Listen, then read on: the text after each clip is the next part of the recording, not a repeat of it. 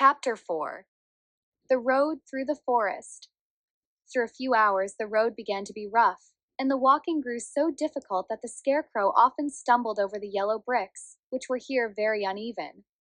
Sometimes, indeed, they were broken or missing altogether, leaving holes that Toto jumped across and Dorothy walked around. As for the Scarecrow, having no brains, he walked straight ahead, and so stepped into the holes and fell at full length on the hard bricks. It never hurt him, however, and Dorothy would pick him up and set him upon his feet again, while he joined her in laughing merrily at his own mishap. The farms were not nearly so well cared for here as they were farther back.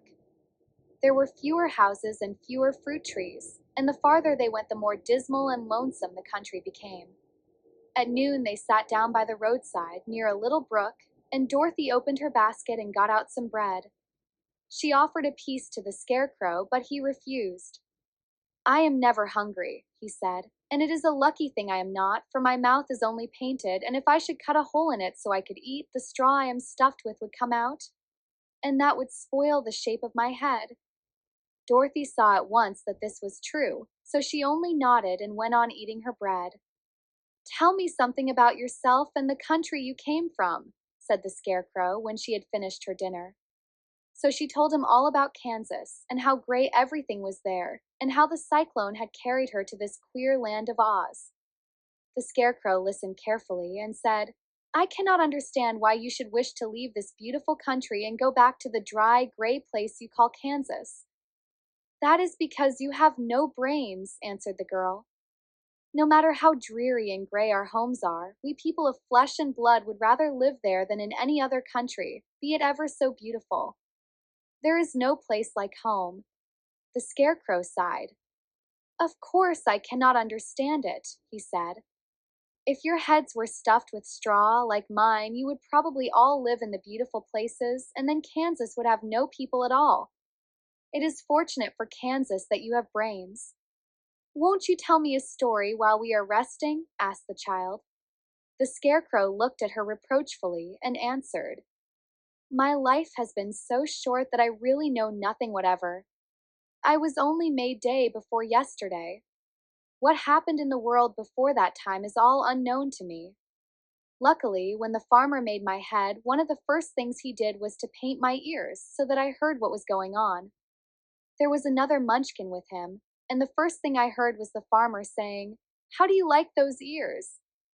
'They aren't straight,' answered the other. 'Never mind,' said the farmer. 'They are ears just the same,' which was true enough. 'Now I'll make the eyes,' said the farmer.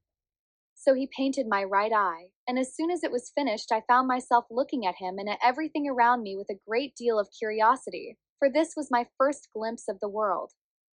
'That's a rather pretty eye,' remarked the Munchkin who was watching the farmer. 'Blue paint is just the color for eyes.'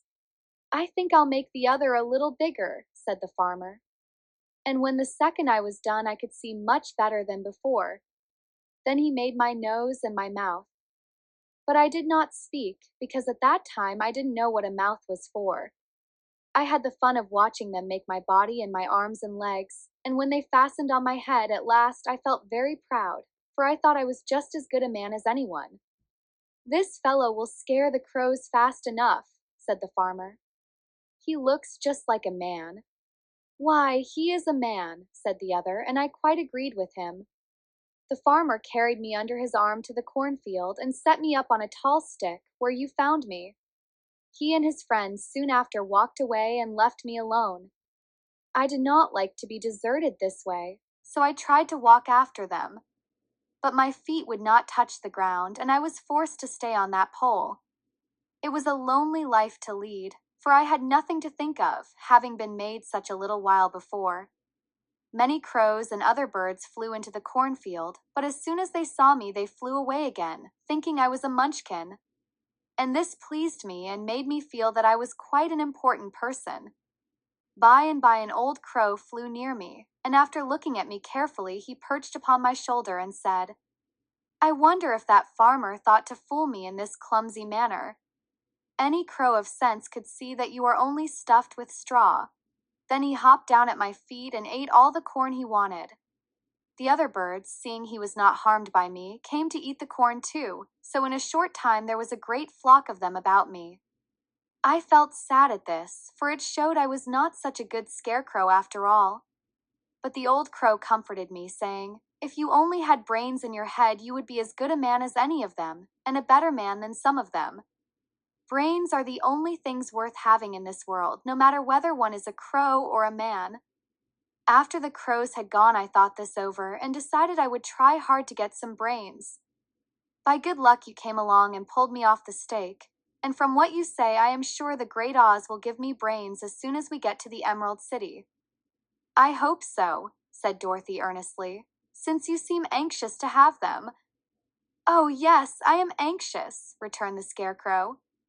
It is such an uncomfortable feeling to know one is a fool.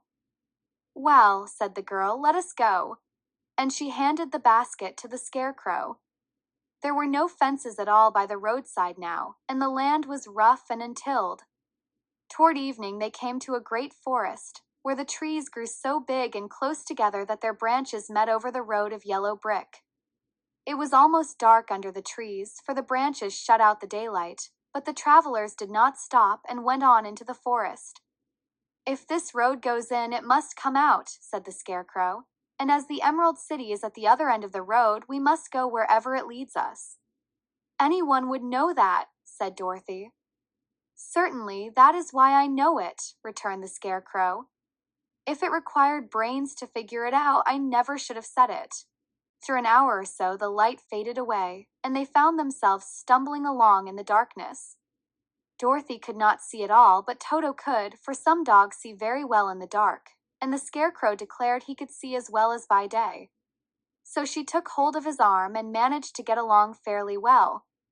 "If you see any house or any place where we can pass the night," she said, "you must tell me, for it is very uncomfortable walking in the dark." Soon after the Scarecrow stopped. "I see a little cottage at the right of us," he said, "built of logs and branches. Shall we go there?" "Yes, indeed," answered the child. "I am all tired out." So the Scarecrow led her through the trees until they reached the cottage, and Dorothy entered and found a bed of dried leaves in one corner. She lay down at once, and with Toto beside her soon fell into a sound sleep. The Scarecrow, who was never tired, stood up in another corner and waited patiently until morning came.